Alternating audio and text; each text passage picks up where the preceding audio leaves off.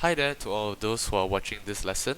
The topic that I'll be covering in this video is about optimization algorithm and what exactly is first and second derivative. Alright, so to start it off, we actually have an objective slash expectation or criteria for you guys to meet in this video, and we're checking if by the end of this video, you will be able to understand what is first and second derivative and what do they tell us about the function. You will be able to understand the relationship that the first and second derivative have when applied in physics, and lastly, you can understand what is the algorithm to solve optimization problems. So let's begin. So what exactly is derivative? Well, derivative can be defined in three different ways. They can either be defined geometrically, which is using M tangent. They can either be defined physically using IROC, which stands for instantaneous rate of change, or lastly, we can define it mathematically using limits. So here are examples of the ways to define it. So the first one we have here is the geometric way of defining derivatives. And in here, ignoring this limit part, just this section, this is actually the way to define derivative using rate of change, instantaneous rate of change. And if we were to use limits or to define derivative by using limits, we will involve this in here. Alright, so why don't we use this formula to show how we can actually find the derivative of a function. So, for example, let's say our parent function is actually fx. Fx equals to, let's say, x squared, okay? Sorry, this to x squared, alright.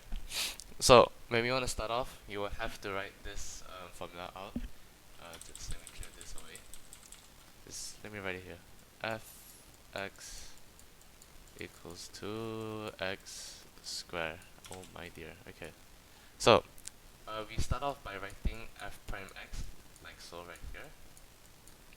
And the formula for it, we have to follow this one, which is lim, and after that there's a h that is going towards 0. So let's write lim, and then h arrow 0, and then we write the rest of this down like so. So we have f x, okay, fx plus h minus f x over h. So to find the derivative of this parent function right here, we'll have to actually sub this x plus h into this. So it'll actually be x plus h squared, and this x will become x squared. So it will just look something like this. So you have to do the full working out like this. There's no shortcut, obviously. So after you sub it in, the f will be gone because this is just subbing into the parent function. You will have, let's right here, x plus h square minus x square over h.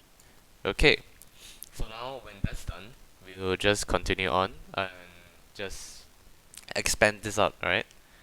So always remember to write down your limit. Oh, sorry. Limit, and then your h going towards 0.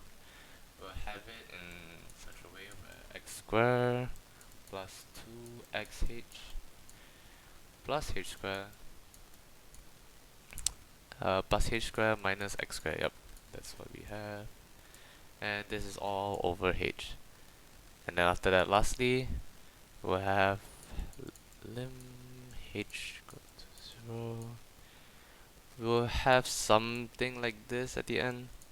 Oh, sorry. 2x plus h over h. Oh, I forgot to explain this part, sorry. So as you can see here, x squared minus x squared, so this 2 cancels out. So what we have left is 2xh plus h squared. So when you actually factor the h out, you have h bracket 2x plus h over h. And once you have this, you actually can cancel these two out. So it'll just become equals to lim h going towards 0 and 2x plus h. Right, I don't have a lot of space right now. Hold on, just let me. Hold on. Oh, okay. Yeah, okay, that's fine. We just write it beneath. So once you have this h going towards 0 actually represents this h as it goes towards 0, so this value we will just assume that it becomes 0. So your final answer would actually be equals to 2x. So there's no more limit since you already subbed in the 0 to h.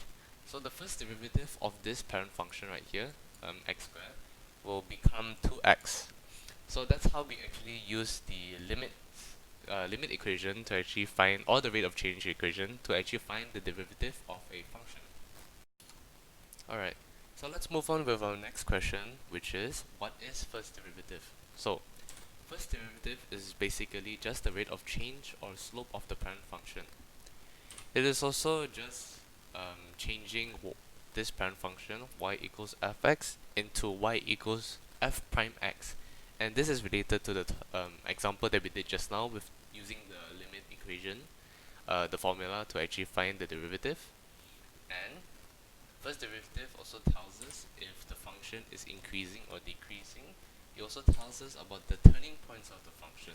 So how do we exactly know all of this information? Well, there is some criteria that you must follow in order to actually know if the function is either increasing, decreasing, or it actually tells you the turning points. So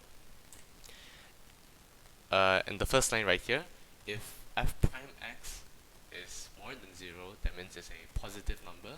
The function is increasing over an interval. And if let's say the derivative, the first derivative of the function is less than 0, meaning that it's negative, therefore it will be actually the function is decreasing over an interval. And if let's say there was a case where the first derivative of the function is equal to 0, that means that the point on the function is actually a critical point. And not all points can be critical points. If just the case of the first derivative being equal to 0, there's actually a requirement that it needs to meet. So the point, in order to become a critical point, it must be in the domain of the function, or if the function is actually undefined. And how we know when the first derivative tells us about the turning points is in these two statements right here. When it says the function is increasing over an interval, that means that located point would be where the turning point is actually located at. Okay, so moving on. What is second derivative? Well, second derivative is basically just the derivative of the function. So you can see in this example right here, the parent function is y equals to fx, and the first derivative of this function is actually y equals f prime x. And you want to get second derivative, you will actually have to do the derivative of the first derivative function, which will actually become y equals to f double prime x.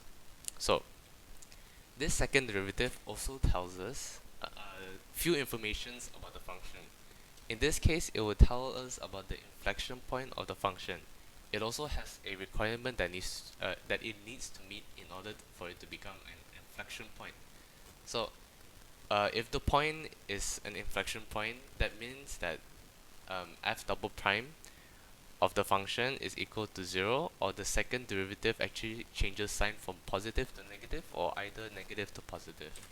So first one right here, this first line right here, if let's say the f double prime x is more than 0, meaning positive, then that means the function is actually concave up over an interval. So there will be this one huge U shape right here. Just let me draw it real quick. So concave up, concave up, meaning that the function will look like this.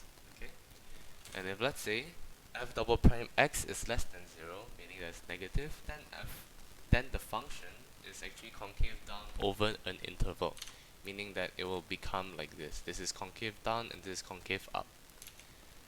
And lastly, if double prime x is equal to 0, that means we are unsure about the behavior for the function.